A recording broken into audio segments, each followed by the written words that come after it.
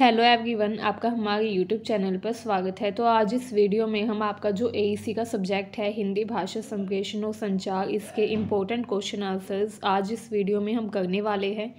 तो अगर आप भी फर्स्ट या थर्ड सेमेस्टर में हैं एंड आपके पास एईसी में हिंदी भाषा संप्रेषण और संचार सब्जेक्ट है तो वीडियो को कंप्लीट देखिएगा, क्योंकि आज इस वीडियो में हम जो भी क्वेश्चन आंसर्स करेंगे ये एग्ज़ाम पर्सपेक्टिव से काफ़ी ज़्यादा इंपॉर्टेंट है एंड प्रीवियस ईयर में बार बार ये क्वेश्चन एग्ज़ाम में पूछे गए हैं। तो अगर आप ये क्वेश्चंस भी अच्छे से करके चले जाते हैं तो एग्ज़ाम में आपके काफ़ी अच्छे मार्क्स आ जाएंगे। तो आप वीडियो को कंप्लीट देखिएगा ताकि कोई भी टॉपिक या कोई भी क्वेश्चन मिस ना हो। एंड अगर आपने अब तक हमारे चैनल को सब्सक्राइब नहीं किया है तो कर लीजिए ताकि आने वाली हर वीडियो की अपडेट आपको टाइम से मिलती रहे।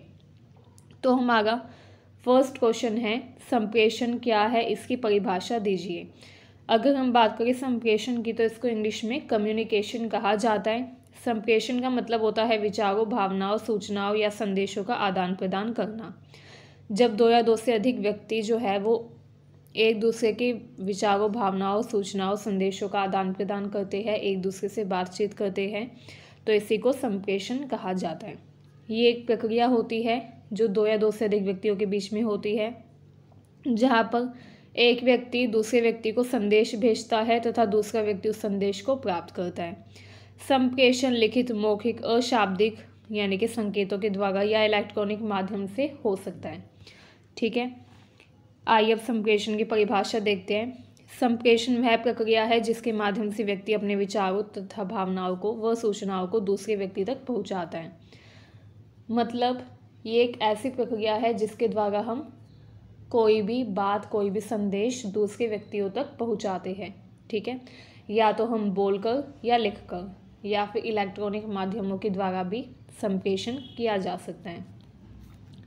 संप्रेषण एक ऐसी प्रक्रिया है जिसमें संदेश भेजने वाला अपने विचारों, भावनाओं व सूचनाओं को किसी माध्यम के द्वारा प्राप्तकर्ता तक पहुंचाता है तथा प्रतिक्रिया प्राप्त करता है।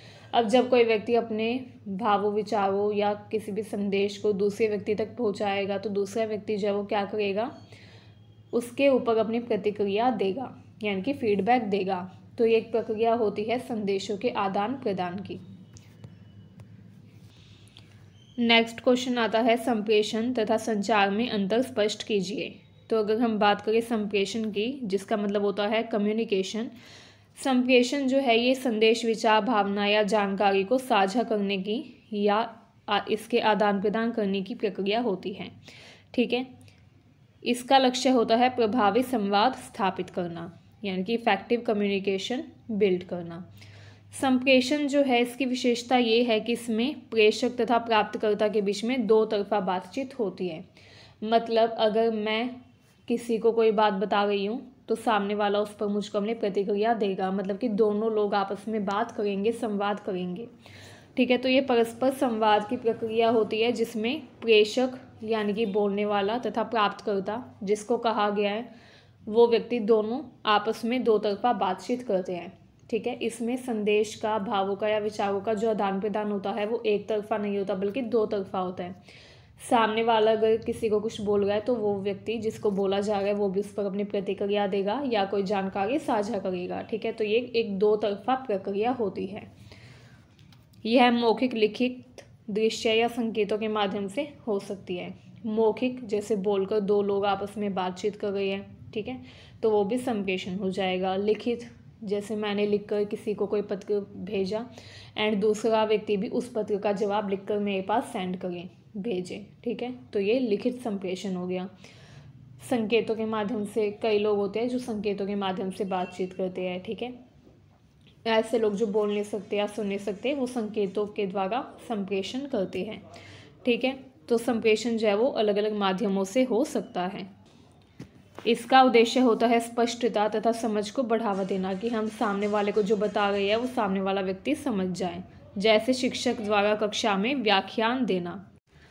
अब अगर हम बात करें संचार की, जिसको इंग्लिश में ट्रांसमिशन भी कहा जाता है, संचार एक प्रक्रिया होती है जिसके द्वारा हम संदेश या सूचना को एक स्थान से दूसरे स्थान तक पहुंचाते हैं। अभी हमने देखा कि संप्रेषण जो है ये संवाद की प्रक्रिया होती है जिसमें दो तरफा संवाद होता है दो या दो से ज़्यादा लोगों के बीच में, जबकि संचार में सिर्फ सूचना पहुंचाई जाती है एक स्थान से दूसरे स्थान पर, या कोई संदेश एक जगह से दूसरे जगह पर पहुंचाया जाता है। ये सिर्फ संदेश के स्थानांतरण की प्रक्रिया होती है, इसमें कोई संवाद नहीं होता, इसलिए संचार एक तरफा प्रक्रिया होती है। तो यही मेन डिफरेंस होता है संचार तथा संप्रेषण के बीच में। संप्रेषण एक दो तरफा प्रक्रिया होती है जिसमें दोनों तरफ से सूचना, संदेश या विचारों का या भावनाओं का आदान प्रदान होता है, जबकि जो संचार है इसमें एक ही तरफ से सूचना का आदान प्रदान किया जाता है। ठीक है, ये दो तरफा प्रक्रिया नहीं होती, तो ये मेन डिफरेंस है। इसके अलावा संचार में भावनात्मक या बौद्धिक जुड़ाव की आवश्यकता नहीं होती, क्योंकि इसका मुख्य उद्देश्य होता है कोई जानकारी, कोई संदेश लोगों तक पहुंचाना। ठीक है, जैसे आप टीवी में न्यूज़ देखते होंगे, रेडियो में आप न्यूज़ सुनते होंगे। ठीक है, तो उसमें आप जो भी संदेश दिया जा रहा है उसको सिर्फ सुन पाते हैं, तो इस तरीके से संचार एक तरफा प्रक्रिया होती है, जबकि संप्रेषण दो तरफा प्रक्रिया होती है जिसमें दोनों लोग आपस में संवाद करते हैं। ठीक है, संचार में तकनीकी उपकरणों का प्रयोग किया जाता है, जैसे रेडियो, टीवी, तार आदि।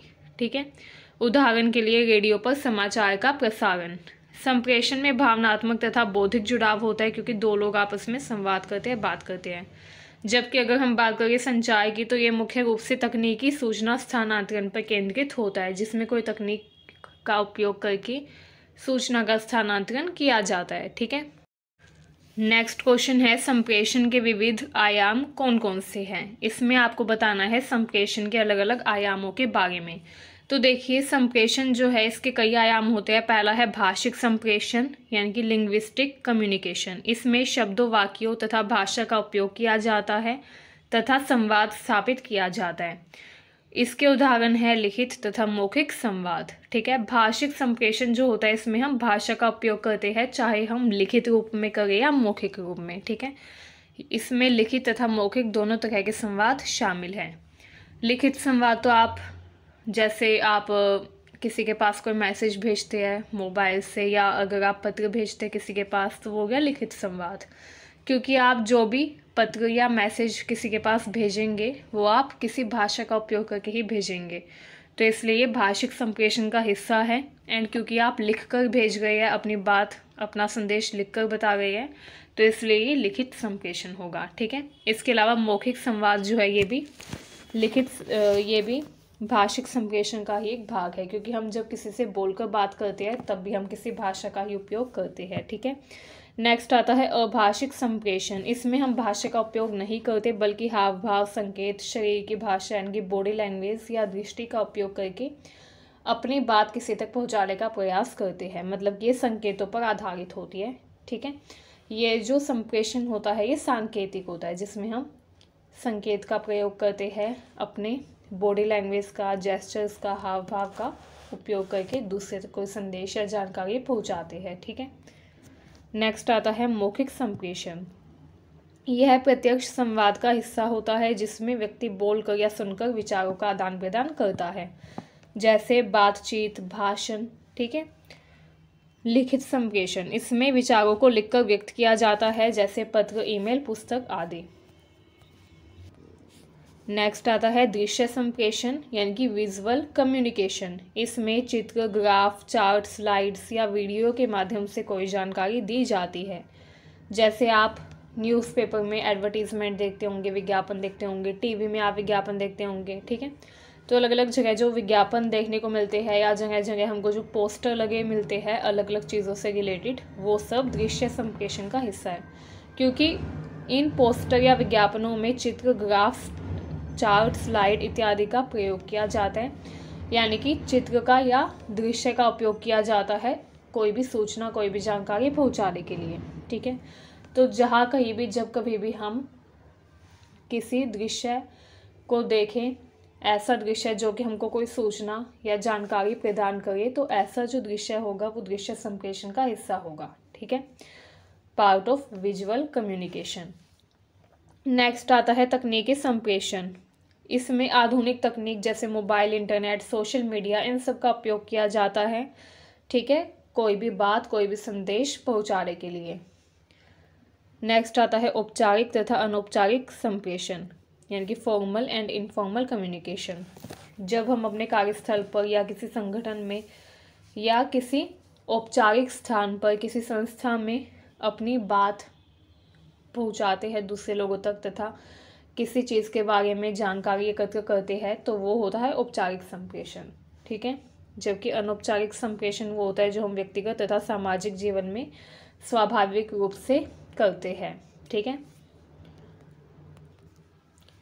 इसके अलावा एक तरफा तथा दो तरफा संप्रेषण भी इसी में शामिल है। One way and two way communication. एक तरफा वो होता है जिसमें सिर्फ एक व्यक्ति बोलता है, बाकी लोग उसे सुनते हैं, जैसे भाषण। ठीक है, लेकिन इसमें ये होता है कि जो बाकी लोग बैठे हुए हैं वो उस व्यक्ति से सवाल जवाब कर सकते हैं।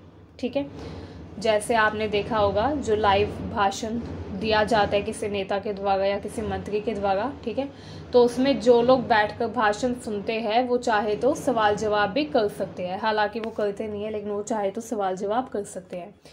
तो यानी कि ये जो संप्रेषण हो रहा है ये एक तरफा है। ठीक है, लेकिन ये संप्रेषण इसलिए कहा जाएगा क्योंकि इसमें जो लोग सुन रहे हैं वो अपनी प्रतिक्रिया दे सकते हैं, लेकिन जब जो व्यक्ति सुन रहे हैं वो अपनी प्रतिक्रिया देने में असमर्थ हो तो वो संप्रेषण नहीं बल्कि संचार बन जाता है। ठीक है, क्योंकि संचार की प्रक्रिया भी एक तरफा होती है, लेकिन भेद इतना है संप्रेषण की जो एक तरफा होने की प्रक्रिया होती है उसमें हम चाहे तो प्रतिक्रिया दे सकते हैं, जबकि संचार में हम अपनी प्रतिक्रिया नहीं दे सकते। ठीक है, दो तरफा भी होता है संप्रेषण। दो तरफा संप्रेषण का उदाहरण है संवाद, दो लोगों के बीच में बातचीत या दो से ज़्यादा लोगों के बीच में चर्चा किसी विषय पर। ठीक है, ये आयाम संप्रेषण को प्रभावी तथा व्यापक बनाने में सहायक होते हैं।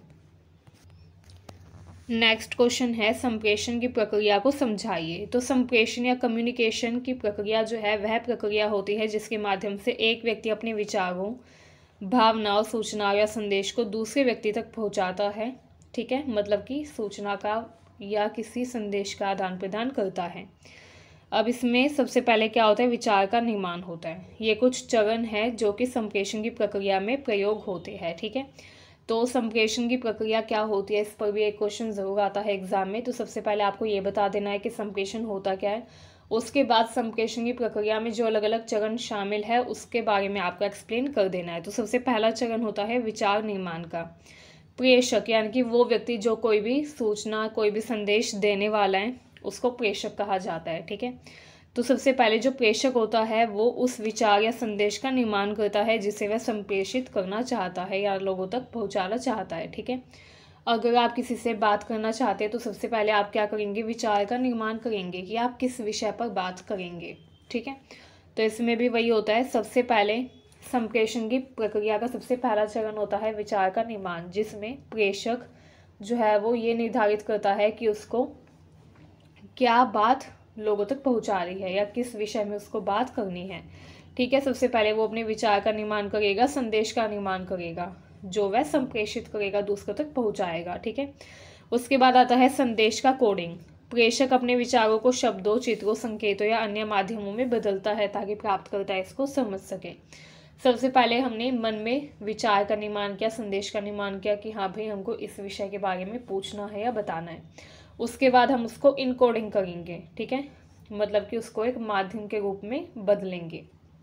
जैसे हमारा जो विचार है उसको हम दूसरे लोगों तक किस तरीके से बताएंगे, हम बोलकर बताएंगे, लिखकर बताएंगे, चित्र के माध्यम से बताएंगे या संदेश के माध्यम से बताएंगे। तो हम संदेश का क्या करते हैं, संदेश की इनकोडिंग करते हैं। ठीक है, संदेश की कोडिंग जब हम करते हैं तो हम ये डिसाइड करते हैं कि हम किस तरीके से जो प्राप्त करता है उस तक अपनी बात पहुंचाएंगे। ठीक है, तो ये इसमें डिसाइड किया जाता है कि हम किस चीज़ का प्रयोग करेंगे, शब्दों के ज़रिए अपनी बात पहुंचाएंगे, चित्र के ज़रिए अपनी बात पहुंचाएंगे या संकेतों के ज़रिए बात पहुंचाएंगे। ठीक है, उसके बाद आता है माध्यम का चयन कि हम किस माध्यम से अपनी बात सामने वाले तक पहुंचाएंगे। माध्यम क्या होगा, ठीक है, मौखिक माध्यम के ज़रिए, लिखित माध्यम के ज़रिए या इलेक्ट्रॉनिक माध्यम के ज़रिए। तो उसके बाद माध्यम का चयन किया जाता है। उसके बाद आता है संदेश का प्रेषण। प्रेषक जो है वो चुने हुए माध्यम से संदेश भेजता है।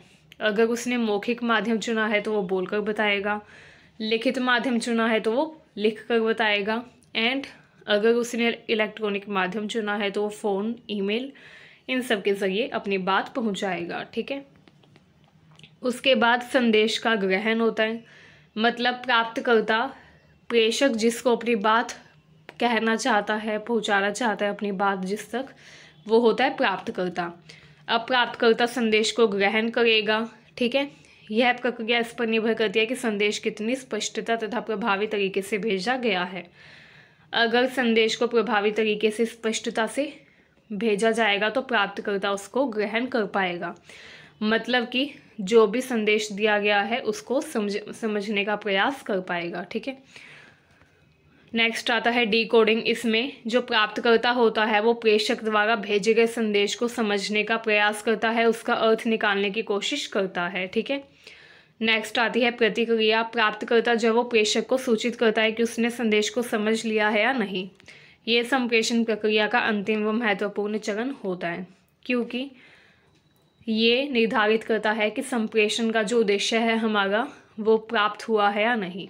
संप्रेषण का उद्देश्य क्या होता है कि हम जो भी संदेश लोगों तक पहुंचाना चाहते हैं वो हम इफ़ेक्टिव वे में अच्छे से पहुंचा सकें। ठीक है। तथा सामने वाला व्यक्ति उस संदेश को अच्छे से समझ पाए। ठीक है। तो ये हमको इस चीज़ से पता चलता है कि सामने वाला जो भी हमने संदेश दिया है उस पर अपनी क्या प्रतिक्रिया दे रहा है। ये जानकर हमको पता चलता है कि संप्रेषण का उद्देश्य पूर्ण हुआ है या नहीं। ठीक है।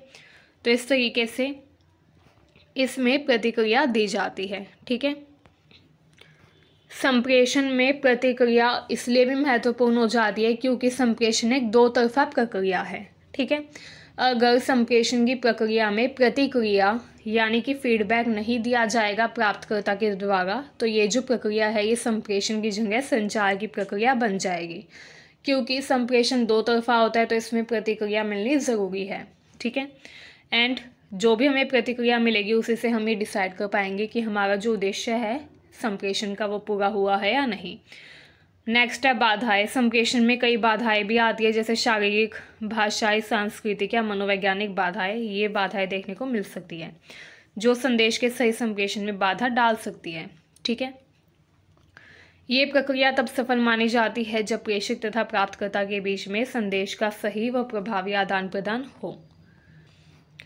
नेक्स्ट जो इम्पोर्टेंट क्वेश्चन है जो बार बार एग्जाम में आता है वो है प्रभावी संप्रेषण के गुण क्या है। तो देखिए प्रभावी संप्रेषण के अलग अलग गुण होते हैं। पहला है स्पष्टता। जो संदेश है वो सरल होना चाहिए, स्पष्ट होना चाहिए, समझने योग्य होना चाहिए। नेक्स्ट है संक्षिप्तता। हमको अनावश्यक बातों से बचना चाहिए, सिर्फ महत्वपूर्ण बिंदुओं पर ध्यान देना चाहिए। ठीक है। मतलब संदेश जो है वो संक्षिप्त होना चाहिए। ऐसा संदेश नहीं होना चाहिए कि उसमें सारी हमने फालतू की बातें लिखी हो, अनावश्यक बातें लिखी हो। क्योंकि अगर अनावश्यक बातें होंगी तो जो मुख्य बात हम लोगों तक पहुंचाना चाहते हैं या सामने वाले व्यक्ति तक पहुंचाना चाहते हैं वो बात उस तक नहीं पहुंच पाएगी। ठीक है। इसके अलावा अगर हम अनावश्यक बातों का प्रयोग करेंगे तो इससे समय भी बर्बाद होगा। तो संदेश संक्षिप्त होना चाहिए, सिर्फ महत्वपूर्ण बिंदुओं पर हमें ध्यान देना चाहिए। ठीक है। संप्रेषण क्योंकि दो तरफा प्रक्रिया है तो इसमें हम जो भी संदेश दे रहे हैं उसकी हमें प्रतिक्रिया भी मिलेगी। अब हमारे अंदर सुनने की क्षमता होनी चाहिए, दूसरों की बातों को कैसे ध्यान से सुना जाता है, समझा जाता है, ये क्षमता हमारे अंदर होनी चाहिए। आत्मविश्वास होना चाहिए अपने विचारों को अच्छे से प्रस्तुत करने के लिए। अगर आत्मविश्वास नहीं होगा तो हम अपनी बात अच्छे से नहीं पहुंचा पाएंगे। अनुकूलता। श्रोता यानी कि सुनने वाले की जो भाषा है, ज्ञान तथा भावनाएं है उसके अनुसार ही हमको संदेश को पहुंचाना चाहिए। अब सपोज़ कीजिए आप हिंदी बोलते हैं एंड आप किसी ऐसे व्यक्ति से बात कर रहे हैं जिसको हिंदी समझ में नहीं आती, तो आप जो भी बात करेंगे उस व्यक्ति से वो व्यक्ति उस बात को समझ ही नहीं पाएगा क्योंकि वो हिंदी नहीं समझ सकता।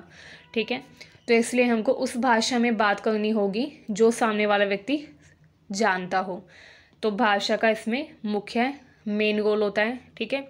श्रोता की भाषा, ज्ञान तथा भावना के अनुसार ही हमें अपने संदेश को ढालना है, अपने संदेश को पहुंचाना है। ठीक है। गैर मौखिक संकेत। इसमें हम हाव भाव, चेहरे के भाव, शारीरिक भाषा का सही से उपयोग अगर करेंगे तो बात और भी अच्छे से सामने वाले व्यक्ति तक पहुंच पाएगी। ठीक है। सहानुभूति होनी चाहिए दूसरों की भावना व दृष्टिकोण को समझने के लिए। प्रतिपुष्टि यानी कि फीडबैक। प्राप्तकर्ता की प्रतिक्रिया को ध्यान में रखते हुए हमें अपने संवाद को सुधारने का भी प्रयास करना चाहिए। अगर हम संवाद के दौरान, संप्रेषण के दौरान कुछ भूल करते हैं तो सामने वाला व्यक्ति हमको प्रतिक्रिया के ज़रिए बता देगा कि हमने क्या गलती की है, उस गलती को हमें सुधारने का प्रयास करना चाहिए। स्पष्ट उद्देश्य, हम जो भी संवाद कर रहे हैं, जो भी हम बात पहुंचा रहे हैं, उसका एक निश्चित व स्पष्ट उद्देश्य होना चाहिए। हमें सकारात्मक दृष्टिकोण रखना चाहिए। इन गुणों को अपनाकर हम संप्रेषण को प्रभावी तथा सफल बना सकते हैं। ठीक है, नेक्स्ट क्वेश्चन है संप्रेषण के प्रकारों की चर्चा कीजिए। तो इसमें वही आपको बताना है संप्रेषण के क्या क्या प्रकार होते हैं। तो पहला आ जाता है मौखिक संप्रेषण, जिसमें हम अपने शब्दों के माध्यम से भाषा का उपयोग करके विचारों व सूचनाओं का आदान प्रदान करते हैं। ठीक है, इसमें हम बोलकर बातचीत करते हैं, मतलब कि अपने मुंह का उपयोग करके बोलकर हम अपने संदेशों को दूसरे व्यक्ति तक पहुंचाते हैं। ठीक है, विशेषताएं, इसमें बातचीत आमने सामने हो सकती है, भाषण के जरिए हम कोई भी बात पहुंचा सकते हैं, या टेलीफोन पर वार्तालाप करना, ये सब मौखिक संप्रेषण में शामिल होता है। ठीक है, ये त्वरित प्रतिक्रिया होती है। इसमें क्या होता है, मौखिक संप्रेषण में हमको तुरंत प्रतिक्रिया, फीडबैक मिल जाता है। जैसे आप गए, आपने अपने दोस्त से कुछ कहा, ठीक है, अगर आप आमने सामने हैं तो आपको तुरंत प्रतिक्रिया मिल जाएगी। आपने अगर अपने दोस्त से कुछ पूछा है, सवाल पूछा है, तो आपको तुरंत उस सवाल का जवाब मिल जाएगा, क्योंकि आप आमने सामने बातचीत कर रहे हैं। क्योंकि संप्रेषण मौखिक है एंड आमने सामने है, तो त्वरित प्रतिक्रिया मिलेगी आपको, यानी कि तुरंत फीडबैक मिलना। इसके अलावा टेलीफोन पर जब हम बात करते हैं तो ये भी मौखिक संप्रेषण का ही हिस्सा है। इसमें भी हमको तुरंत प्रतिक्रिया मिल जाती है। ठीक है, जैसे शिक्षक व छात्र के बीच में बातचीत। नेक्स्ट आता है लिखित संप्रेषण। ये लिखित माध्यम से सूचनाओं का आदान प्रदान करना इसमें शामिल है। जब हम लिख कर लिखित माध्यम से सूचनाओं का आदान प्रदान करते हैं तो वो लिखित संप्रेषण कहलाता है। इसमें ईमेल, पत्र, रिपोर्ट, लेख इत्यादि शामिल हैं। ठीक है, अब लिखित संप्रेषण का उपयोग स्थायी व प्रमाणिक रिकॉर्ड के लिए उपयोगी माना जाता है, क्योंकि अगर हम मौखिक संप्रेषण कर रहे हैं तो सामने वाला व्यक्ति भविष्य में कही हुई बात से मुकर सकता है। ठीक है, कि उसने क्या कहा था क्या नहीं। लेकिन जब हम लिखित संप्रेषण करते हैं तो हमारे पास एक स्थायी व प्रामाणिक रिकॉर्ड हो जाता है कि उस व्यक्ति ने ये लिख कर दिया है। ठीक है, तो जब हम लिख कर देते हैं, जो लिखित संप्रेषण होता है ये स्थायी होता है तथा इसमें हमको प्रामाणिक रिकॉर्ड मिल जाता है भविष्य के लिए, एक सबूत के तौर पर कि सामने वाले व्यक्ति ने ये चीज़ कहा था या ऐसा करने को कहा था। ठीक है, तो इसलिए लिखित संप्रेषण की ज़्यादा वैल्यू होती है, क्योंकि इसमें हमको लिखित रिकॉर्ड मिल जाता है जो कि लंबे समय के लिए स्थायी हो जाता है। ठीक है, उदाहरण के लिए सरकारी पत्राचार या व्यावसायिक रिपोर्ट। नेक्स्ट आता है गैर मौखिक संप्रेषण, जिसमें हम संकेतों का प्रयोग करते हैं, हाव भाव का या बॉडी लैंग्वेज का उपयोग करते हैं। ठीक है, इसकी विशेषता देखिए, हाव भाव, चेहरे की भाव भंगिमा, शरीर की भाषा, इन सब का इसमें प्रयोग किया जाता है। भावनाओं व दृष्टिकोणों को व्यक्त करने में ये सहायक होता है। ठीक है, इसके ज़रिए हम सामने वाले की भावनाओं को समझ सकते हैं। जैसे उदाहरण के लिए मुस्कुराना, हाथ मिलाना, ये सब कुछ शामिल है गैर मौखिक संप्रेषण में। ठीक है, नेक्स्ट आता है दृश्य संप्रेषण, विजुअल कम्युनिकेशन, जिसमें चित्र, ग्राफ, चार्ट, वीडियो इन सब का उपयोग किया जाता है। जटिल जानकारी को सरल व प्रभावी ढंग से इसमें प्रस्तुत किया जाता है, क्योंकि दृश्य संप्रेषण को जो अनपढ़ लोग हैं, जो लोग पढ़े लिखे नहीं है, वो भी चित्रों के माध्यम से समझ सकते हैं, क्योंकि चित्र आमतौर पर सभी को समझ में आ जाते हैं। तो इसलिए दृश्य संप्रेषण का उपयोग ज़्यादातर विज्ञापन वगैरह देने के लिए किया जाता है। प्रेजेंटेशन, विज्ञापन, इन्फोग्राफिक्स, इन सब में इसका उपयोग किया जाता है ताकि ज़्यादा से ज़्यादा लोग इसको समझ सकें। ठीक है, इसलिए आपको टीवी में या न्यूज़पेपर में या जगह जगह आपको जो भी पोस्टर या विज्ञापन लगे दिखेंगे, उन सभी में दृश्यों का उपयोग किया जाता है, क्योंकि दृश्य का उपयोग जब हम करते हैं तो जो अनपढ़ लोग हैं उनको भी वो जो संदेश दिया जा रहा है वो समझ में आ जाता है। ठीक है, दृश्य संप्रेषण के जरिए। नेक्स्ट आता है इलेक्ट्रॉनिक या डिजिटल संप्रेषण। इसमें डिजिटल उपकरणों, प्लेटफॉर्म, इन सब का उपयोग किया जाता है, जैसे social media, messaging apps, email, ये सब बहुत तेज़ होते हैं, व्यापक पहुंच होती है, क्योंकि आजकल बहुत सारे लोग हैं जो कि सोशल मीडिया से कनेक्ट होते हैं। तो इसमें व्यापक पहुंच देखने को मिलती है। जब हम कोई संदेश लोगों तक पहुंचाना चाहते हैं, बड़े वर्ग तक पहुंचाना चाहते हैं, तो सोशल मीडिया के ज़रिए हम पहुंचा सकते हैं। ठीक है। नेक्स्ट क्वेश्चन जो इम्पोर्टेंट है वो है संप्रेषण में बाधाओं के प्रकार क्या है। तो देखिए, जब हम संप्रेषण यानी कि कम्युनिकेशन करते हैं तो उसमें कुछ बाधाएं भी आती हैं। बाधाएं वे समस्या या रुकावटें होती है जो कि संदेश को प्रभावी ढंग से भेजने, प्राप्त करने तथा समझने में बाधा डालती हैं। इन बाधाओं की अगर हम बात करें तो अलग अलग तरह की बाधाएं आती हैं। पहली है भौतिक बाधाएं, जैसे शोर, खराब नेटवर्क, खराब उपकरण, दूरी आदि। जैसे जब हम मोबाइल पर बात करें, कम्युनिकेशन करें, तो उस टाइम पर अगर मोबाइल सिग्नल कमज़ोर हो या हमारे आसपास ज़्यादा शोर हो तो इससे हम जो भी संदेश सामने वाले व्यक्ति तक पहुंचाने का प्रयास कर रहे हैं वो संदेश हम नहीं पहुंचा पाएंगे, ठीक है। या फिर हम संदेश तो दे देंगे लेकिन सामने वाला जो व्यक्ति है यानी कि जो प्राप्त करता है वो उस संदेश को नहीं समझ पाएगा या उसका अर्थ नहीं निकाल पाएगा। तो ये एक तरीके की भौतिक बाधा है, ठीक है। तो भौतिक बाधाओं में शामिल है शोर, खराब नेटवर्क, खराब उपकरण आदि। नेक्स्ट आता है भाषाई बाधाएं, यानी कि भाषा का ना समझना या शब्दों का गलत प्रयोग करना या जटिल भाषा का उपयोग करना। जैसे अगर हमें किसी विदेशी व्यक्ति से बात करनी है एंड अगर हम उसको हिंदी में बात करें तो उसको कुछ भी समझ में नहीं आएगा क्योंकि वो व्यक्ति हिंदी नहीं जानता, ठीक है। तो अगर हमें विदेशी व्यक्ति से बात करनी है, उस तक कोई सूचना या विचार पहुंचाना है, संदेश पहुंचाना है, तो विदेशी भाषा का हमें प्रयोग करना होगा, ठीक है, ताकि प्राप्तकर्ता उसको समझ पाए। तो इस तरीके से, लेकिन अगर हमको विदेशी भाषा नहीं आती है तो हम अपना संदेश नहीं पहुंचा पाएंगे। तो भाषाई बाधाएं यानी कि लैंग्वेज बैरियर्स भी देखने को मिलते हैं संप्रेषण में। नेक्स्ट आती है मनोवैज्ञानिक बाधाएं। कई बार क्या होता है, हमको अपना जो भी संदेश दूसरे व्यक्ति तक पहुंचाना है वो हम इसलिए नहीं दे पाते क्योंकि हमारे अंदर आत्मविश्वास की कमी होती है, जिसकी वजह से हम हिचकिचाते हैं या हमको डर होता है, तनाव होता है, नर्वसनेस होती है कि हम सामने वाले व्यक्ति तक अपने संदेश, अपने विचार कैसे पहुंचाएंगे, ठीक है। तो ये मनोवैज्ञानिक बाधाएं होती है जो कि संप्रेषण की प्रक्रिया में बाधा डाल सकती हैं। नेक्स्ट आते हैं कल्चरल बैरियर्स यानी कि सांस्कृतिक बाधाएं।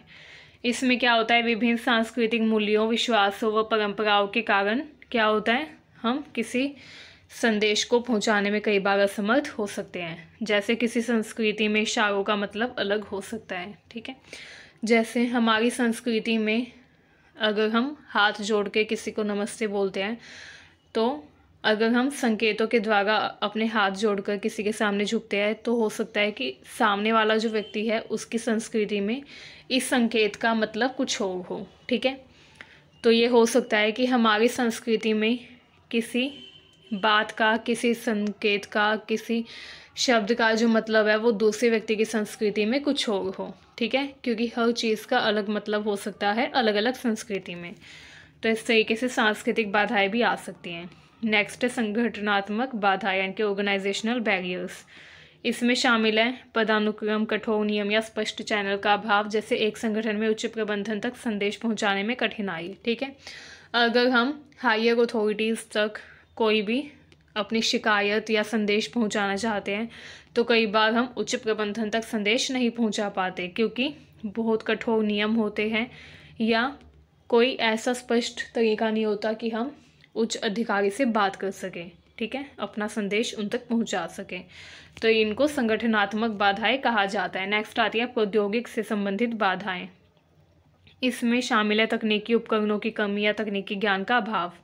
कई बार हमको अगर किसी से बात करनी हो तो हमें टेलीफोन दे दिया जाए लेकिन हमको टेलीफोन यूज़ ही ना करना है, ठीक है, हमको नॉलेज ना हो कि इसको कैसे यूज़ करना है, या फिर हमको कंप्यूटर दे दिया जाए कि हम वीडियो कॉन्फ्रेंसिंग के ज़रिए सामने वाले व्यक्ति से बात करें लेकिन हमको वीडियो कॉन्फ्रेंसिंग करनी ना आती हो, ठीक है। तो इस तरीके से तकनीकी ज्ञान का अगर अभाव हो या तकनीकी उपकरण अच्छे से काम ना करें तो भी संप्रेषण की प्रक्रिया में बाधा आ सकती है।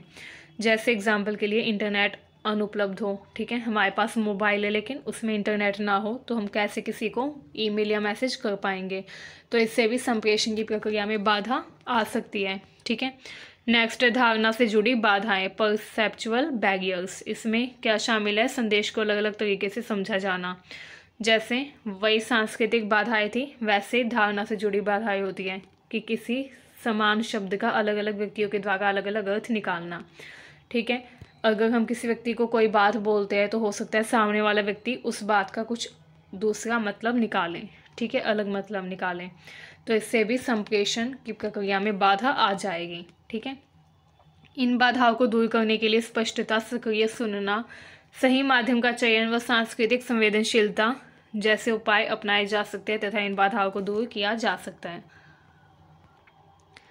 नेक्स्ट क्वेश्चन है, जागरूकता संबंधी अभियानों में संप्रेषण का योगदान स्पष्ट कीजिए।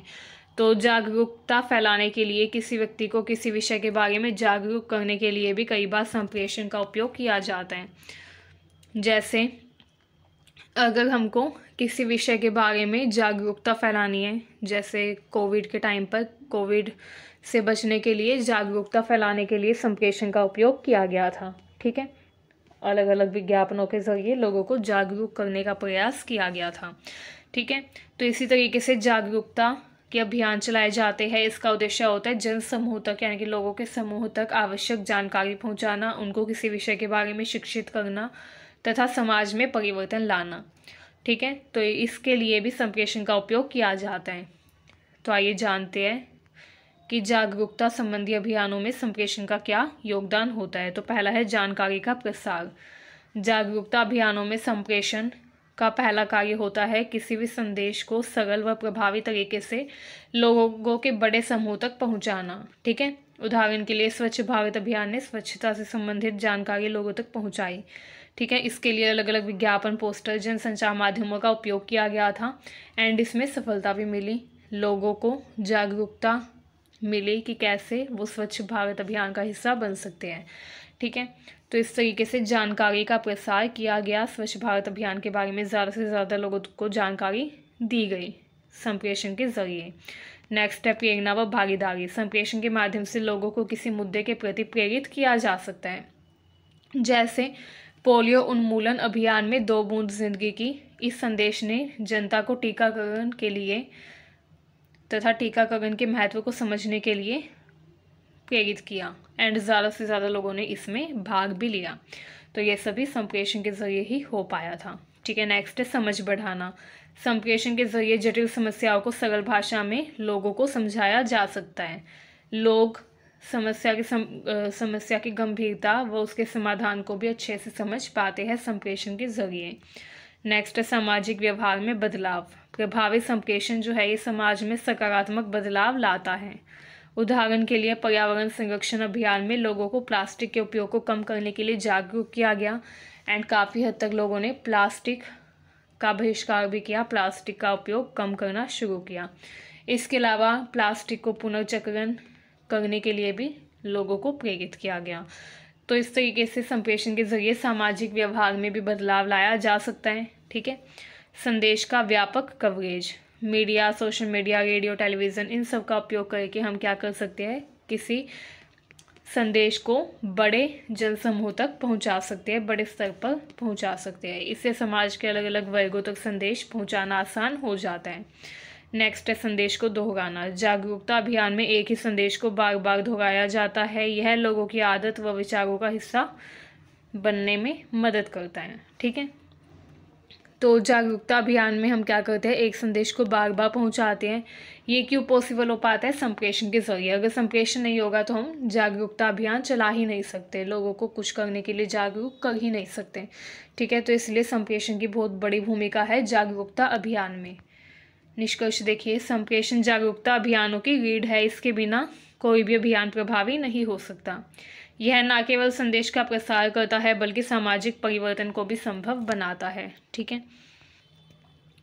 नेक्स्ट क्वेश्चन देखिए, रिपोर्ट लेखन में संप्रेषण के सिद्धांतों का उपयोग कैसे किया जाता है। तो रिपोर्ट लेखन क्या होता है, रिपोर्ट लेखन एक प्रक्रिया होती है जिसमें हम किसी मुद्दे के बारे में, किसी घटना के बारे में लिखते हैं, ठीक है। विश्लेषण करते हैं किसी घटना के बारे में कि कोई घटना क्यों हुई, कैसे हुई, या किसी विशेष मुद्दे के बारे में हम अपने विचार देते हैं तथा विश्लेषण करते हैं उस मुद्दे के ऊपर, तथा फिर सारे जो तथ्य हैं उनको उसमें शामिल करते हैं। तो रिपोर्ट लेखन जो किया जाता है, इसमें संप्रेषण के सिद्धांतों का उपयोग कैसे किया जाता है, ये क्वेश्चन भी पूछा जा सकता है। तो रिपोर्ट लेखन में संप्रेषण के सिद्धांतों का उपयोग ये सुनिश्चित करने के लिए किया जाता है कि जो जानकारी है वो स्पष्ट, सटीक तथा प्रभावी ढंग से प्रस्तुत की जाए। क्योंकि अगर जानकारी स्पष्ट व सटीक तथा प्रभावी ढंग से प्रस्तुत की जाएगी तो प्राप्तकर्ता उसको अच्छे से समझ पाएगा तथा उस पर अपनी प्रतिक्रिया दे पाएगा।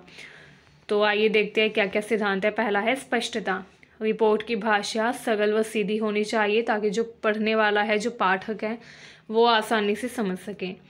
हमको अनावश्यक यानी कि जो फिजूल के शब्द हैं उनका उपयोग करने से बचना चाहिए। जटिल शब्दों व वाक्यों से बचना चाहिए।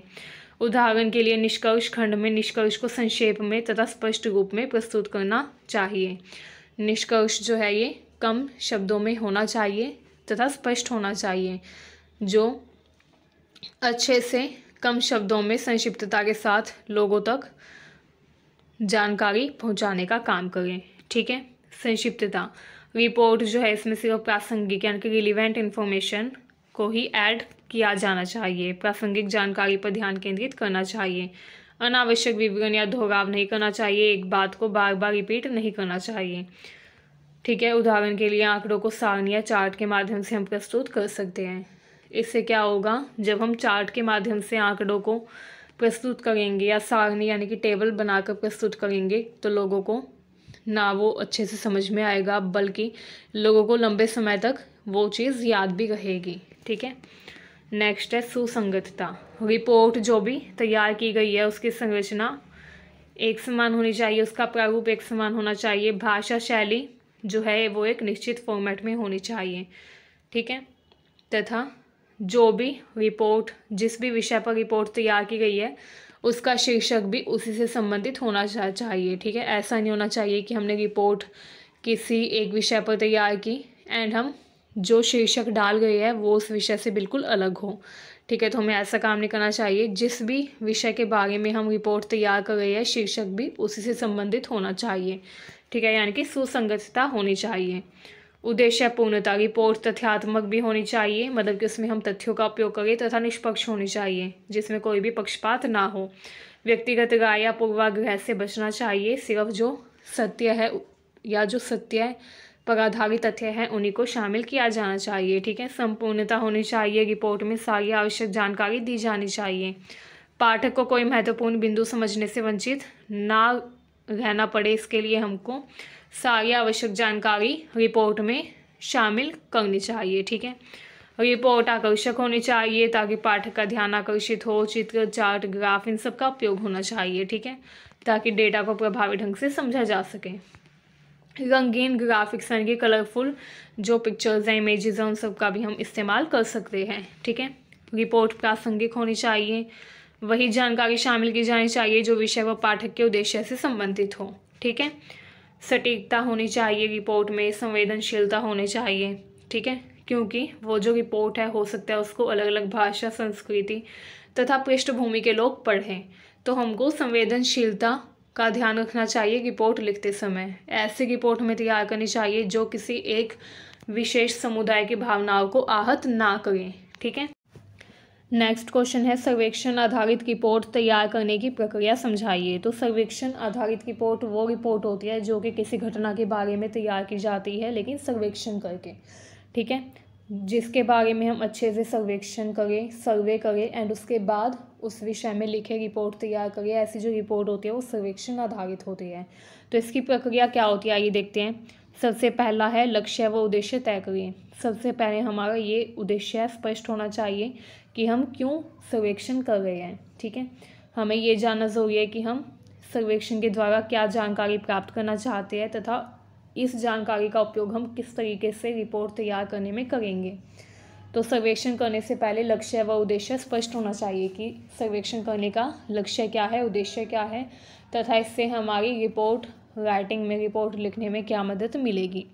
नेक्स्ट है सर्वेक्षण योजना बनाएं। हम जिस भी विषय पर सर्वे या सर्वेक्षण करना चाहते हैं उसके लिए हमको प्रश्नों की सूची तैयार करनी होगी कि हम लोगों से क्या प्रश्न करेंगे, क्या डेटा कलेक्ट करेंगे। ठीक है। हम जो भी डेटा एकत्र करना चाहते हैं वो मात्रात्मक यानी कि क्वांटिटेटिव होना चाहिए या गुणात्मक यानी कि क्वालिटेटिव होना चाहिए। मतलब हम लोगों से आंकड़े इकट्ठा करना चाहते हैं या फिर हम लोगों से तथ्य इकट्ठा करना चाहते हैं, ये स्पष्ट होना चाहिए। कि हम लोगों से क्या जानकारी एकत्र करेंगे, क्योंकि सर्वेक्षण में आमतौर पर क्या होता है, सर्वेक्षण में हम घटना से संबंधित जो लोग हैं उनसे बातचीत करते हैं, सवाल जवाब करते हैं एंड उस घटना से संबंधित ज़्यादा से ज़्यादा जानकारी एकत्र करने का प्रयास करते हैं। ठीक है, तो इसलिए सर्वेक्षण करने से पहले हमें ये योजना बनानी होगी कि आखिर हम क्या पूछेंगे लोगों से। ठीक है, हम लोगों से कैसा डेटा कलेक्ट करेंगे, क्वांटिटेटिव या क्वालिटेटिव। ठीक है, नेक्स्ट है डेटा संग्रहण। डेटा संग्रहण में क्या होता है, सर्वेक्षण के माध्यम से जानकारी एकत्र करें। यह डेटा व्यक्तिगत साक्षात्कार, ऑनलाइन फॉर्म, फ़ोन कॉल या प्रश्नावली के माध्यम से एकत्रित किया जा सकता है। ठीक है, अब जब हमने सर्वेक्षण की योजना बना ली कि हमें लोगों से ये सवाल जवाब करने हैं, अब हम ये सोचेंगे कि हम आखिर डेटा कलेक्ट कैसे करें। कुछ लोग होते हैं जो कि डेटा को इंटरव्यू लेकर यानी कि व्यक्तिगत साक्षात्कार लेकर कलेक्ट करते हैं। ठीक है, कि हम घटना से जुड़े व्यक्ति के पास जाए, उससे बातचीत करें, आमने सामने बैठकर प्रत्यक्ष रूप से हम उसका साक्षात्कार लें। ठीक है, तथा घटना के बारे में उससे पूछें। तो ये होते हैं व्यक्तिगत साक्षात्कार। इसके ज़रिए भी डेटा संग्रह किया जा सकता है। या फिर कुछ लोग ऑनलाइन फॉर्म तैयार करते हैं, आपने गूगल फॉर्म देखा होगा जिसमें इंफॉर्मेशन हमको फिल करनी होती है, तो इसके ज़रिए या फिर फ़ोन कॉल करके कि हम जो भी व्यक्ति है उसके पास फ़ोन करें एंड देन फ़ोन पर भी डेटा कलेक्ट कर सकते हैं।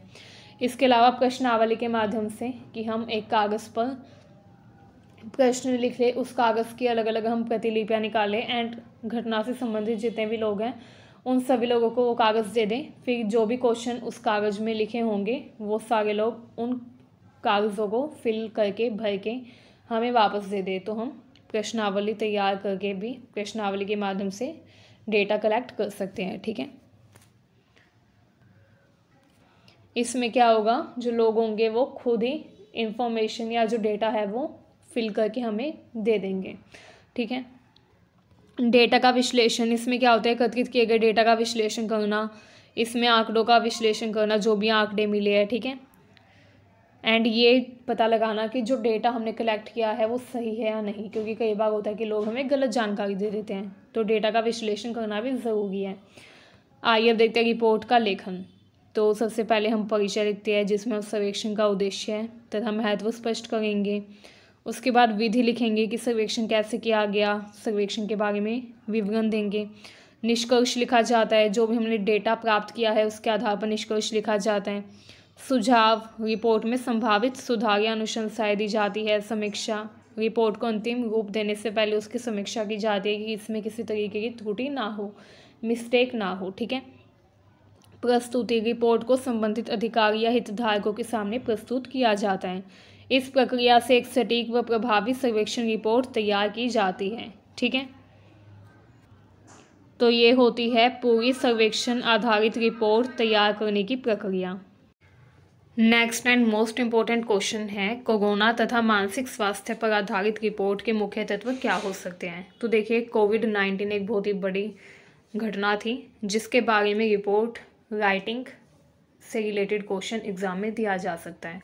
ठीक है, तो ये भी वैसे ही एक क्वेश्चन है जिसमें आपको बताना है कि अगर हम कोरोना तथा मानसिक स्वास्थ्य पर आधारित रिपोर्ट लिखना चाहते तो उसके मुख्य तत्व क्या होंगे, क्योंकि कोविड-19 में बहुत सारे लोग थे जिन्होंने अपने सगे संबंधियों को खो दिया था, तो उससे उन लोगों के मानसिक स्वास्थ्य पर क्या असर हुआ। इसके अलावा बहुत सारे लोग बेरोजगार भी हो गए थे, तो इसने काफ़ी ज़्यादा मानसिक स्वास्थ्य पर नकारात्मक प्रभाव डाला था। तो इसके बारे में report writing and report writing में हम क्या क्या तत्व शामिल करेंगे, इसके बारे में क्वेश्चन मोस्ट इम्पोर्टेंट है। तो देखिए, कोरोना महामारी तथा मानसिक स्वास्थ्य पर आधारित अगर हम रिपोर्ट तैयार करेंगे तो उसके मुख्य तत्व ये हो सकते हैं। पहला है प्रस्तावना, हम इंट्रोडक्शन देंगे यानी कि परिचय देंगे कि कोरोना महामारी क्या थी। इसके बारे में हम बहुत ही ब्रीफ संक्षिप्त जानकारी देंगे कि ये कब ओरिजिनेट हुई, कहाँ से, कैसे। ठीक है, उसके बाद मानसिक स्वास्थ्य के संदर्भ में महामारी का क्या प्रभाव पड़ा इसका अवलोकन कर सकते हैं। नेक्स्ट, हम मानसिक स्वास्थ्य पर क्या क्या प्रभाव पड़ा कोरोना का, जो प्रतिकूल प्रभाव पड़े यानी कि नेगेटिव इम्पैक्ट पड़े, जैसे चिंता बढ़ी लोगों की, अवसाद, अकेलापन, तनाव, इन सब के बारे में हम एक्सप्लेन कर सकते हैं। ठीक है, इसके अलावा सोशल डिस्टेंसिंग को उस टाइम पर प्रमोट किया गया था, इसके बारे में लिख सकते हैं। स्वास्थ्य कर्मी व संक्रमण से संभावित या संक्रमण से प्रभावित व्यक्तियों में जो मानसिक समस्याएं बढ़ी थी उसके बारे में लिख सकते हैं, क्योंकि उस टाइम पर स्वास्थ्य कर्मियों के ऊपर बहुत ज़्यादा बर्डन बढ़ गया था। ठीक है। तो वो हम बता सकते हैं कि स्वास्थ्यकर्मी भी काफ़ी ज़्यादा परेशान रहने लग गए थे, ठीक है, जिसमें डॉक्टर्स, नर्स आदि शामिल थे। एंड संक्रमण जिन लोगों को हुआ था उनके मेंटल पीस यानी कि उनकी मानसिक शांति बिल्कुल भंग हो गई थी। उनकी जो भी मानसिक समस्याएं बढ़ी थी उसके बारे में हम एक्सप्लेन कर सकते हैं, ठीक है। सामाजिक व आर्थिक प्रभाव भी बता सकते हैं इसके, कि लॉकडाउन की वजह से रोज़गार की कमी हो गई, बेरोज़गारी बढ़ गई, जिसकी वजह से लोगों का स्ट्रेस बढ़ा, ठीक है। समाज में मानसिक स्वास्थ्य के प्रति जागरूकता कम थी, इस वजह से जो लोग थे वो काफ़ी ज़्यादा डिप्रेशन में चले गए थे, ठीक है। गरीबी बढ़ी, हाशिए पर रहने वाले समूह जो थे वो और भी ज़्यादा गरीब हो गए। प्रतिक्रिया तथा उपचार भी इसमें हम बता सकते हैं कि मानसिक स्वास्थ्य सेवाओं का विस्तार हुआ, टेलीथेरेपी की मांग बढ़ी, मनोवैज्ञानिक तथा सामाजिक समर्थन प्रणालियों की भी मुख्य भूमिका देखी गई। इसके अलावा हम इसमें सिफारिशें भी लिख सकते हैं कि मानसिक स्वास्थ्य सेवाओं का विस्तार किया गया, मानसिक स्वास्थ्य के प्रति जागरूकता बढ़ी। पहले लोग अपने हेल्थ के प्रति इतने ज़्यादा अवेयर नहीं थे, फिर लोगों ने हेल्थ टिप्स को अपनाना शुरू किया, लोगों ने योगा करनी शुरू की, ठीक है। सरकार द्वारा तथा संस्थाओं के द्वारा नीति बनाई गई कि कैसे भविष्य में इस समस्या से बचा जाए। निष्कर्ष लिख सकते हैं उसके बाद आप लास्ट में, जिसमें आप बताएंगे कि इस महामारी के मानसिक स्वास्थ्य पर दीर्घकालिक प्रभाव क्या पड़े, लॉन्ग टर्म इम्पैक्ट्स, मानसिक स्वास्थ्य की देखभाल की महत्ता, ठीक है, कि मानसिक स्वास्थ्य कितना ज़्यादा ज़रूरी होता है। इन तत्वों से रिपोर्ट में एक स्पष्ट व समग्र दृष्टिकोण हम प्रस्तुत कर सकते हैं, ठीक है। एंड इस रिपोर्ट को कलेक्ट करने के लिए हम लोगों से डेटा भी कलेक्ट कर सकते हैं, लोगों से जाकर पूछ सकते हैं डायरेक्ट कि उन्होंने कोविड टाइम में क्या क्या मानसिक परेशानियां झेली, ठीक है, उनका तनाव क्या था, किस विषय में उनका तनाव बढ़ा एंड कैसे उनका तनाव दूर हुआ। तो ये सब हम लोगों से डायरेक्टली जाकर भी पूछ सकते हैं, ताकि हमारी रिपोर्ट और भी ज़्यादा जेन्युइन लगे, वास्तविक लगे, ठीक है। नेक्स्ट जो इम्पोर्टेंट क्वेश्चन है वो है अनुच्छेद लेखन के लिए मुख्य विशेषताएं क्या हैं। लेकिन इससे पहले आपको ये पता होना चाहिए कि अनुच्छेद लेखन क्या होता है। तो आइए जानते हैं अनुच्छेद लेखन क्या होता है। अनुच्छेद लेखन एक महत्वपूर्ण लेखन रूप है जिसमें किसी विषय के बारे में या किसी विशेष विषय से संबंधित अपने विचारों को व्यक्त किया जाता है। अनुच्छेद लेखन में एक विषय के बारे में संक्षेप में अपने विचार या उस विषय से संबंधित तथ्यों के बारे में संक्षेप में लिखा जाता है। इसमें एक प्राथमिक विचार प्रस्तुत किया जाता है जिसे विभाजित किया जाता है, उसे प्रमुख बिंदुओं में विस्तार से लिखा जाता है। अनुच्छेद लेखन के द्वारा विचारों को स्पष्ट व संगठित ढंग से प्रस्तुत किया जाता है। तो अनुच्छेद लेखन का अर्थ क्या है? बेसिकली इसका मतलब है कि किसी मुख्य विषय से संबंधित हम अपने विचार व्यक्त करें तथा उस विषय से संबंधित हम तथ्यों को लिखकर दूसरे लोगों को उसके बारे में बताएं, ठीक है। इसमें हम अपनी राय भी व्यक्त कर सकते हैं तथा तथ्यों को भी लिख सकते हैं। आइए अब जानते हैं अनुच्छेद लेखन लिखते समय क्या क्या विशेषताएं होती हैं अनुच्छेद लेखन की, जो इसको और भी ज़्यादा बेहतर बनाती हैं। आइए अब देखते हैं अनुच्छेद लेखन की मुख्य विशेषताएं। तो पहला है विषय पर स्पष्टता। अनुच्छेद लेखन में किसी विषय के बारे में स्पष्ट तथा संक्षिप्त रूप से लिखा जाता है।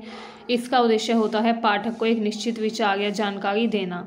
अनुच्छेद का एक संगठित ढांचा होता है जिसमें शुरुआत, मध्य तथा अंत में किसी विषय के बारे में बताया जाता है, ठीक है। इसका एक शुरुआत होता है जिसमें उस विषय से संबंधित परिचय दिया जाता है, फिर मध्य में उससे संबंधित तथ्य बताए जाते हैं एंड लास्ट में, अंत में निष्कर्ष लिखा जाता है। तो ये एक संगठित ढांचे के जरिए लिखा जाता है। अनुच्छेद लेखन इसलिए एक संगठित ढांचा होता है।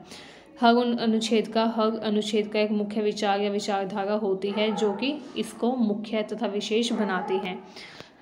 हर अनुच्छेद में एक केंद्रीय विचार या विषय होता है जो पूरी जानकारी या तर्क को एक साथ जोड़ता है।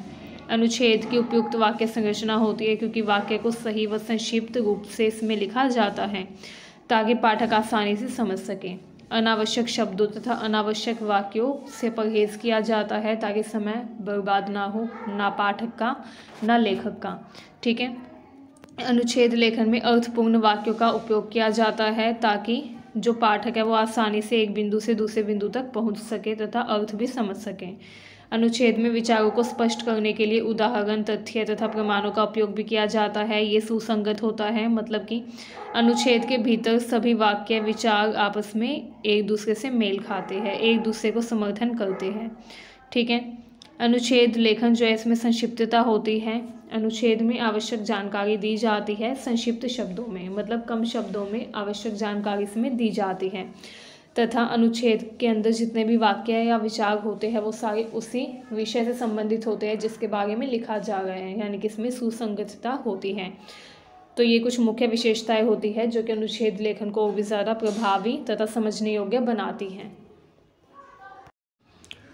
हमारा नेक्स्ट क्वेश्चन है संपादकीय लेखन की संरचना व शैली को समझाइए। तो संपादकीय लेखन की संरचना तथा शैली को समझने से पहले हमें ये पता होना चाहिए कि संपादकीय लेखन होता क्या है। तो आइए जानते हैं संपादकीय लेखन क्या होता है। तो देखिए, संपादकीय लेखन एक लिखित लेख होता है जो कि किसी वर्तमान घटना या सामाजिक मुद्दे से संबंधित होता है। आप अक्सर देखते होंगे समाचार पत्रों में, पत्रिकाओं में या जर्नलों में संपादकीय। ठीक है, संपादकीय जो है इसको इंग्लिश में एडिटोरियल बोलते हैं एंड इसको संपादक के द्वारा लिखा जाता है। इसमें जो संपादक है वो किसी वर्तमान घटना या सामाजिक मुद्दे के ऊपर अपनी राय व्यक्त करता है।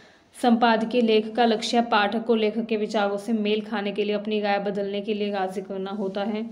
संपादकीय लेख में जो लेखक होता है या जो संपादक होता है वो किसी वर्तमान मुद्दे या समस्या से संबंधित या किसी घटनाओं से संबंधित तथ्यों को लिखता है तथा उसके ऊपर अपनी राय, अपने विचार व्यक्त करता है। ठीक है, संपादकीय जो है इसमें मुख्यतः लेखक के विचार शामिल होते हैं क्योंकि इसका उद्देश्य होता है जो पाठक है उसको किसी विशेष मुद्दे के बारे में जागरूक करना या अपनी राय उस तक पहुंचाना। ठीक है, संपादकीय लेख आमतौर पर छोटे निबंध के रूप में होते हैं तथा ये किसी तथ्य के बारे में, किसी विचार के बारे में एक निश्चित राय देते हैं।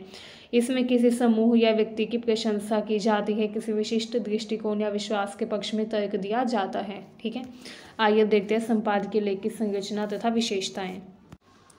तो देखिए, संपादकीय लेखन की संरचना तथा शैली विशिष्ट होती है जो पाठकों को एक ठोस विचार या मुद्दे पर समझाने व प्रभावित करने के लिए प्रयोग की जाती है। इसका उद्देश्य होता है किसी सामाजिक, राजनीतिक या सामाजिक या सांस्कृतिक मुद्दे पर अपने विचार व्यक्त करना। संपादकीय लेख के जरिए पाठकों को किसी विशेष दिशा में सोचने के लिए प्रेरित करने का प्रयास किया जाता है। ठीक है, अगर हम इसकी संरचना व शैली की बात करें तो संपादकीय लेख में सबसे पहले प्रस्तावना लिखी जाती है जिसमें मुद्दे या घटना से संबंधित संक्षिप्त में परिचय दिया जाता है। ठीक है, यह पाठक को बताता है कि जो लेख है वो किस विषय पर आधारित है तथा क्यों महत्वपूर्ण है। नेक्स्ट आता है मुख्यांश। संपादकीय लेख में मुख्यांश को यानी कि बॉडी को भी शामिल किया जाता है। इसमें मुद्दे के विभिन्न पहलुओं पर चर्चा की जाती है जिसमें तथ्य, आंकड़े, उदाहरण तथा विश्लेषण का उपयोग करके लेखक अपने विचारों को स्पष्ट रूप से लोगों तक पहुंचाता है, व्यक्त करता है। विभिन्न दृष्टिकोणों को प्रस्तुत किया जाता है ताकि लेखक जो है वो किसी विशेष दिशा में पाठकों को अपनी राय दे सकें। ठीक है, निष्कर्ष लिखा जाता है। इसमें लेखक अपने विचारों का संक्षेप में सार प्रस्तुत करता है तथा समाधान व सुझाव भी दे सकता है। यह पाठकों को एक मजबूत संदेश देने के लिए होता है, मतलब कि निष्कर्ष में जो संपादक है वो अपने विचार तथा समाधान या सुझाव व्यक्त करता है किसी समस्या के बारे में। ठीक है, या किसी मुद्दे के बारे में, जिससे पाठक जो है उनके पास एक मजबूत संदेश पहुँचे। अगर हम बात करें इसकी शैली की तो संपादकीय लेख की जो शैली है ये स्पष्ट होती है। इसमें भाषा सरल होनी चाहिए, स्पष्ट होनी चाहिए ताकि पाठक आसानी से मुद्दे को समझ सकें। प्रभावी भाषा का उपयोग होना चाहिए, उसी भाषा का उपयोग होना चाहिए जो ज़्यादा से ज़्यादा पाठक वर्ग की भाषा हो, क्योंकि संपादकीय लेख कौन पढ़ेगा, पाठक पढ़ेंगे। एंड अगर उसमें ऐसी भाषा का उपयोग किया जाएगा जो कि पाठक नहीं समझ सकते तो वो संपादकीय लेख किसी काम का नहीं रहेगा। तो इसलिए ऐसी भाषा का उपयोग होना चाहिए जो कि प्रभावी हो, सरल हो तथा पाठक वर्ग आसानी से समझ सकें। आलोचनात्मक दृष्टिकोण। संपादकीय लेख जो है इसमें अक्सर किसी विषय पर आलोचनात्मक दृष्टिकोण दिया जाता है, उसकी समस्याओं या कमियों को उजागर किया जाता है। ठीक है, वैयक्तिक स्वर। संपादकीय लेख में लेखक जो है वो अपना व्यक्तिगत दृष्टिकोण व विचार प्रकट करता है ताकि पाठक जो है वो किसी विशेष मुद्दे के बारे में लेखक की ओर से, लेखक के नज़रिए से देख सकें। ठीक है, तो ये पर्सनल यानी कि व्यक्तिगत दृष्टिकोण पर आधारित होता है। तो ये एक इसकी मुख्य शैली है कि संपादकीय लेखन को व्यक्तिगत शैली में लिखा जाता है। इस प्रकार संपादकीय लेखन में एक संरचित तथा प्रभावी शैली का पालन किया जाता है ताकि पाठक को किसी विशेष विचारधारा या दृष्टिकोण से अवगत कराया जा सके। हमारा नेक्स्ट क्वेश्चन है संवाद लेखन। संवाद लेखन में प्रभावी संप्रेषण का उपयोग कैसे किया जाता है। तो सबसे पहले ये बताना चाहिए संवाद लेखन होता क्या है। जब दो या दो से अधिक लोगों के बीच में होने वाली बातचीत को लिखित रूप में प्रस्तुत किया जाता है तो उसको संवाद लेखन कहा जाता है। ठीक है, संवाद लेखन में अगर हम प्रभावी संप्रेषण करना चाहते हैं तो हमें कैसी शैली का उपयोग करना चाहिए ये देखते हैं। स्पष्टता, संवाद जो है सरल होने चाहिए, स्पष्ट भाषा में लिखे होने चाहिए ताकि पाठक आसानी से समझ सकें। अनावश्यक शब्दों का उपयोग नहीं होना चाहिए। संवाद जो है ये पात्रों की स्थिति, उनके व्यक्तित्व तथा कथा के आवश्यकता के अनुसार होने चाहिए, यानी प्रासंगिक होने चाहिए। संवाद में हमको प्रासंगिक बातें ही लिखनी चाहिए। संवाद पात्रों की स्थिति के अनुसार होने चाहिए, पात्रों के व्यक्तित्व के अनुसार होने चाहिए। अगर पात्र का जो व्यक्तित्व है वो कायर वाला है, डरपोक वाला है, तो संवाद भी ऐसा ही होना चाहिए जो कि उसकी कायरता को प्रकट करे। एंड अगर संवाद ऐसे पात्र के ऊपर है जो कि बहुत बहादुर है तो ऐसा संवाद होना चाहिए जो कि उस पात्र की बहादुरी को व्यक्त करे। ठीक है, तो संवाद जो है ये प्रासंगिक होने चाहिए, जो पात्र का व्यक्तित्व है उसके अनुसार संवाद होना चाहिए। संवेदनशीलता, संवाद जो है इसमें भावनाओं व विचारों को सटीकता से व्यक्त करने में हमें प्रयास करना चाहिए। संवाद ऐसा होना चाहिए जो कि भावना व विचारों को सटीकता से व्यक्त करें, भावनात्मक पहलुओं को सही तरीके से प्रस्तुत करें। ठीक है, संवाद लेखन करते समय ये सोचना चाहिए कि पाठक कौन है तथा जो पाठक की भाषा व शैली है उसी भाषा व शैली में संवाद लिखे जाने चाहिए। संवाद जो है ये संक्षिप्त होने चाहिए, ज़्यादा लंबे नहीं होने चाहिए, जटिल नहीं होने चाहिए। ठीक है, छोटे व प्रभावी वाक्यों का उपयोग किया जाना चाहिए। संवाद को अभिव्यक्ति शैली में लिखा जाना चाहिए। पात्रों की व्यक्तिगत बोलने की शैली का ध्यान रखना चाहिए तथा पात्रों की जो पृष्ठभूमि, शिक्षा व सामाजिक स्थिति है उसी के अनुसार हमको संवाद लिखने चाहिए। ठीक है, ऐसे संवाद होने चाहिए जो कि हमको पात्र की पृष्ठभूमि, शिक्षा व सामाजिक स्थिति के बारे में और अच्छे से बताए। ठीक है, संवाद जो है ये अभिव्यक्ति शैली में लिखे जाने चाहिए जो कि पात्रों की व्यक्तित्व को, पात्र की व्यक्तित्व की विशेषताओं को अभिव्यक्त करे। ठीक है, इसके अलावा संवाद जो है ये ऐसे शब्द या वाक्यों में लिखे जाने चाहिए जो कि पात्रों के विचारधारा तथा पात्रों के उद्देश्यों को व्यक्त करे, स्पष्ट करे। संवाद वास्तविक जीवन की बातचीत पर आधारित होने चाहिए, प्राकृतिक होने चाहिए। नकली या बनावटी संवाद का उपयोग नहीं करना चाहिए। इन बिंदुओं का पालन करने से संवाद न केवल प्रभावी बल्कि कहानी को रोचक व पाठक के लिए सार्थक भी बनाता है। नेक्स्ट क्वेश्चन है ब्लॉग लेखन क्या है, ब्लॉग लेखन के प्रमुख तत्व बताइए। तो ब्लॉग लेखन की बात करें तो ब्लॉग लेखन एक ऑनलाइन सामग्री निर्माण प्रक्रिया है जिसमें लेखक अपने विचार, जानकारी, अनुभव या ज्ञान को एक ब्लॉग पोस्ट के रूप में व्यक्त करता है। ठीक है, यह पाठकों के साथ संवाद करने व उन्हें किसी विषय पर शिक्षित, प्रेरित या मनोरंजन करने का एक माध्यम है। ब्लॉग लेखन के माध्यम से पाठकों का मनोरंजन किया जाता है या उनको शिक्षित व प्रेरित करने का प्रयास किया जाता है। ठीक है, ब्लॉग लेखन के प्रमुख तत्व देखिए। पहला है विषय का चयन। ब्लॉग लेखन लिखते समय हमको विषय का चयन करना होता है। ऐसा विषय चुनना चाहिए जो कि पाठकों की रुचि पर आधारित हो। ऐसा विषय होना चाहिए जिसमें पाठकों की रुचि बढ़े। ठीक है, तथा हमारे ज्ञान क्षेत्र से जुड़ा होना चाहिए, जैसे यात्रा, शिक्षा, तकनीक, स्वास्थ्य, इन सब से संबंधित अलग अलग लोग अलग अलग ब्लॉग लेखन करते हैं। ठीक है, तो ब्लॉग लेखन किसी स्पेसिफिक टॉपिक से रिलेटेड, किसी विशेष मुद्दे से संबंधित या किसी विशेष विषय से संबंधित होना चाहिए। ठीक है, जो कि पाठकों की रुचि को बढ़ाए, पाठकों का ध्यान आकर्षित करें। नेक्स्ट है शीर्षक। ब्लॉग लेखन जो है इसका एक आकर्षक व सटीक शीर्षक होना चाहिए। परिचय। ब्लॉग लेखन जो है इसमें जो भी हम विषय लिख रहे हैं उसके बारे में हमको परिचय देना चाहिए ताकि पाठक को ब्लॉग पढ़ने में और भी ज़्यादा मज़ा आए, उसका इंटरेस्ट और भी ज़्यादा डेवलप हो। ठीक है, इसके बाद मुख्य सामग्री होनी चाहिए। ब्लॉग लेखन में महत्वपूर्ण जानकारी, विचार व्यवस्थित तरीके से हमें प्रस्तुत करने चाहिए। उपशीर्षक, बुलेट पॉइंट्स के जरिए ब्लॉग लेखन को और ज़्यादा आकर्षक बनाने का प्रयास करना चाहिए। संवादात्मक शैली में ब्लॉग लिखे जाने चाहिए ताकि पाठकों को ऐसा लगे कि हम पाठकों से सीधे संवाद कर रहे हैं। ठीक है, उनकी समस्याओं का समाधान प्रस्तुत करने का भी हमें प्रयास करना चाहिए। तो संवादात्मक शैली होनी चाहिए ब्लॉग लेखन की, ताकि जो भी व्यक्ति पढ़ रहा है उसको ऐसा लगे कि हम सामने उसके बैठकर ये सब बोल रहे हैं, ठीक है, या ये सब बता रहे हैं। तो ब्लॉग लेखन की भाषा संवादात्मक होनी चाहिए। नेक्स्ट है दृश्य सामग्री। ब्लॉग में छवियाँ, इन्फोग्राफिक्स या वीडियो शामिल करने से पाठक का जुड़ाव और भी ज़्यादा बढ़ता है, तो हम दृश्य सामग्री शामिल कर सकते हैं। निष्कर्ष, ब्लॉग का सारांश पाठकों के लिए सुझाव या कॉल टू एक्शन इत्यादि के ज़रिए हम ब्लॉग को और भी ज़्यादा आकर्षक बना सकते हैं। ब्लॉग का जो सारांश है वो अच्छा होना चाहिए। ब्लॉग के निष्कर्ष में हम सारांश में पाठकों को कुछ सुझाव दे सकते हैं, ठीक है, अपनी राय आदि हम इसमें व्यक्त कर सकते हैं निष्कर्ष में। आइए अब देखते हैं संपादन। ब्लॉग लेखन जब करें तो संपादन पर ज़्यादा ध्यान देना चाहिए। संपादन एक प्रक्रिया होती है जिसमें जो भी हमने लिखा है, यानी कि जो भी हमारा लेखन है, उसकी भाषा व व्याकरण की त्रुटियों को चेक किया जाता है, उसका निरीक्षण किया जाता है तथा उसको ठीक करने का प्रयास किया जाता है। तो ब्लॉग लेखन लिखने के बाद, पूरा होने के बाद हमको संपादन करना चाहिए, उसमें एडिटिंग करनी चाहिए। अगर कोई भी भाषा या व्याकरण से संबंधित त्रुटि है तो उसको ठीक कर देना चाहिए, ठीक है। उसके बाद ब्लॉग लेखन का प्रकाशन होना चाहिए, प्रचार होना चाहिए। ब्लॉग को सोशल मीडिया, ईमेल या अन्य प्लेटफॉर्म पर हमें साझा करना चाहिए ताकि जो ब्लॉग लेखन का उद्देश्य है वो हमारा पूरा हो सके, ठीक है। निष्कर्ष देखिए, ब्लॉग लेखन पाठकों के साथ एक व्यक्तिगत व ज्ञानवर्धक संवाद बनाने का एक प्रभावी माध्यम है। इन सभी तत्वों का अगर हम उपयोग करें तो ब्लॉग लेखन को और भी ज़्यादा प्रभावी बनाया जा सकता है तथा पाठक वर्ग तक इसको पहुंचाने में और भी ज़्यादा मदद मिल सकती है। नेक्स्ट क्वेश्चन है, डायरी लेखन क्या है?